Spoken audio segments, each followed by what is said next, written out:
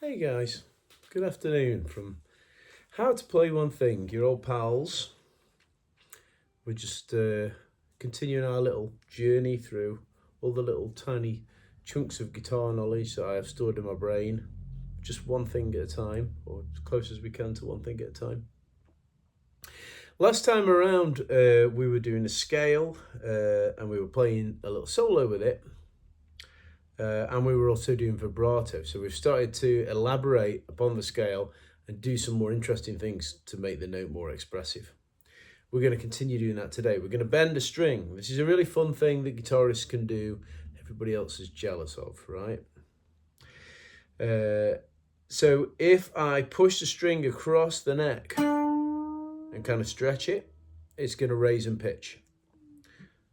And it doesn't always behave the same way if you're playing a nylon strung guitar, but if you're playing a steel string acoustic or if you're playing a electric guitar, then it works pretty good. And just pushing the guitar string across the neck and stretching it is going to make the pitch gradually raise. Now, of course, the knack on the neck is that we've got to reach for a note and not just kind of push indefinitely. Otherwise, it's just going to sound crazy like a police siren or something. So what I want to do is I want to take the second note of my scale, the G scale. Remember the G major pentatonic scale. And I'm going to take that second note right there. That's an A. Fret 2, string 3. And I'm going to raise it up a whole 12 frets. Right up there, right? Okay. So I'm now going to be on 14. So if you've got the little dot markers, it's going to be 2 after the dot because that's number 12 where the 2 dots are. So I've gone to 14 primarily because down by the nut there at that end, or I guess higher up the guitar's neck, close to the pickups and whatnot, it gets a little bit tighter because you're closer to one of the string's anchoring points at each end. When you're in the middle of the neck, somewhere around here, there's a little bit more elasticity and a bit more movement in the string, and it doesn't hurt your fingers as much, especially when you're in the kind of training wheel stages of doing these things. So fret 14, string 3. This is going to be a short video, I think. I'm holding on to it. In this case, it's important not to try and blast away with like one random finger, especially if it happens to be your little finger. That's not going to work too good. I would be tending to put either my third or my second finger in charge of this bend. And then whatever fingers are below it in number, so finger 1, your index finger, if you're using the second finger, or if you're using the third, might be even better because you can get fingers 2 and 1 to help out. Those can sit behind the string in a little line. So we've got this nice little group of fingers that are going to do the work together. So I'm holding on to 14 and I'm bending. Now I am aiming for the pitch of 16, right? Because what I'm going to try and do is I'm going to try and bend into another scale note. And I happen to know, we'll talk about this again, one of the many things we'll revisit again, that fret 16 right there on the third string is the same note as fret 12 on the second.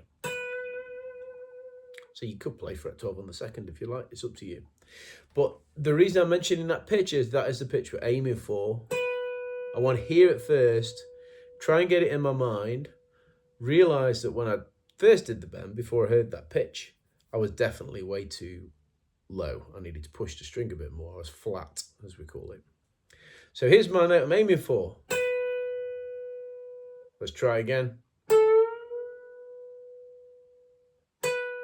There it is. Okay, so I've bent pretty much to pitch there. And then I can release. Okay, so bending. Now, once you've done this a few times, especially if it's on the same guitar, and you've listened, you could even use an electronic tuner to make sure that you're in tune. Once you've done this a few times, your fingers are also going to learn, as well as hearing it, your fingers are going to learn how far to push.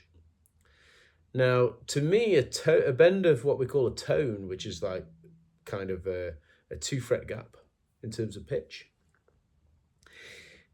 is roughly like 2 strings across the neck, right?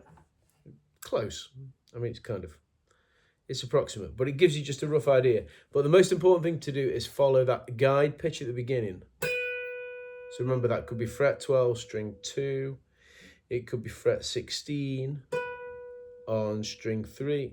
If you're perfectly, this guitar is not perfectly in tune, I do apologize. Okay, there's my pitch. So, okay, we just invented a lick. So we bent it, and then we did vibrato on 12. Bending 14.